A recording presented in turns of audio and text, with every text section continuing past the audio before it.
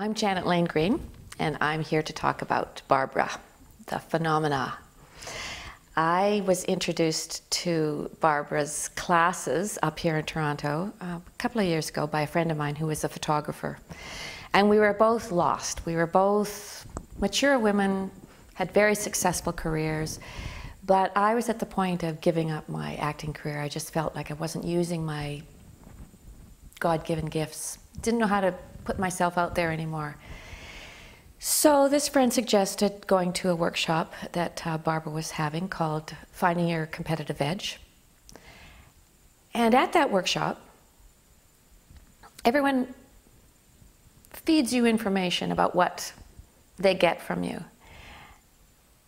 And I came away from that workshop with this word, magnificence, that described me. And that was overwhelming to me. I found that humbling,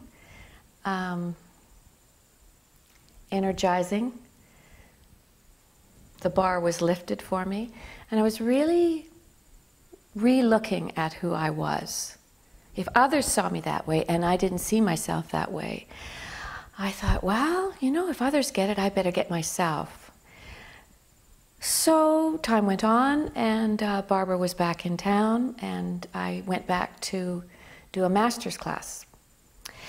But the night of the first master's class, I got word that my dad had suffered a bad fall, and he wasn't sure whether he was going to survive the night.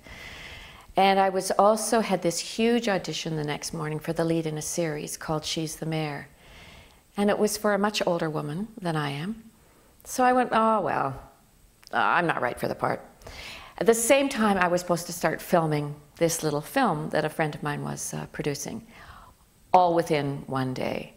So I sort of drove into this workshop of Barbara's, and I said, okay, this is what's up. I've got all this and all this. And she said, well, maybe you should just leave the workshop. Maybe you should go home and prepare for this audition. And I said, yes, that's probably a good idea. But before I left, she started talking about the trance and automatic pilot, being on automatic pilot. And I really cottoned on to what this meant. And it sort of went, I think the example she gave was when you pick up the phone and it's somebody who you really don't want to talk to, but you go, oh, hi, yes, everything's fine. And you give this fake performance almost. And you're not who you really are. So that night I went home, I went to sleep, and I was staying at a friend's place. It was a new house I'd never been in, so there was a lot of uncomfortableness in my life at that moment. I was worried about my dad. And I woke up the next morning at 5 o'clock, and I started to learn my lines. And I went, oh, I'm learning these automatically. I'm just trying to get them into my system. I'm not really looking at what's right on the page. So I lay back down and I rested for another half hour. And I woke up again and I went, okay, let's look at what these lines are all about. So I just slowly started absorbing this character and what the situation was. And then I was noticing everything about, was I on automatic pilot going in for this audition? So as I was walking into this new casting place I'd never been, I looked around, I was looking at the trees and what a beautiful day it was, and I walked up the steps of this casting place, and I just kept noticing my environment and myself in this environment. And on the walls of this place was expression, alive. And I put the words dance up on my wall to remind me about dancing, because dancing really gets me to my souls.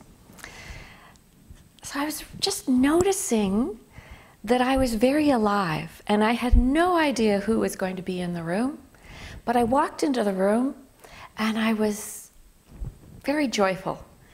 I met the casting person who I know, and then I met this producer director, and I just adored who he was. I just really connected with who this man was. And then I started doing my audition, and then I tripped.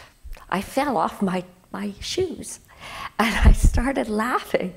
And I went, oh, sorry. And I told a story about a similar thing that had happened to me in Los Angeles for a huge audition that I was auditioning for, where I was in the final throes of a big series audition, and I had to walk across this shag carpet, and there were 20 people in the room watching me, and the shag carpet was like this thick, and I had on really high heels because I was supposed to be really sexy, and I slipped again. My heels got caught in this shag carpet as I stumbled across the room. So I told him this story in the middle of my audition. I have no idea what made me tell this story, except I went, you know what, it doesn't really matter. This is what I feel like doing. And I wasn't thinking, I wasn't in my head about all this, I was just, this is who I am today. And he said, you know, that's funny, that's comedy, and we're shooting a comedy. I really like that story. So we continued on with our audition. And we finished the audition, I went and started shooting this film within about a half an hour, and I started shooting this other little film. And that film is called The Four Sisters, and that film is right now going to be in the Montreal Film Festival. And I actually got this part, was a lead on a series called She's the Mayor. We've just finished shooting 13 episodes, and it's about to come on the air in October, and I'm about to do a whole bunch of publicity for it. So I want to thank Barbara for awakening me to me. We're always there. We are who we are. It's just sometimes we just need that little polish, just to shine ourselves up, and not to be afraid of that person.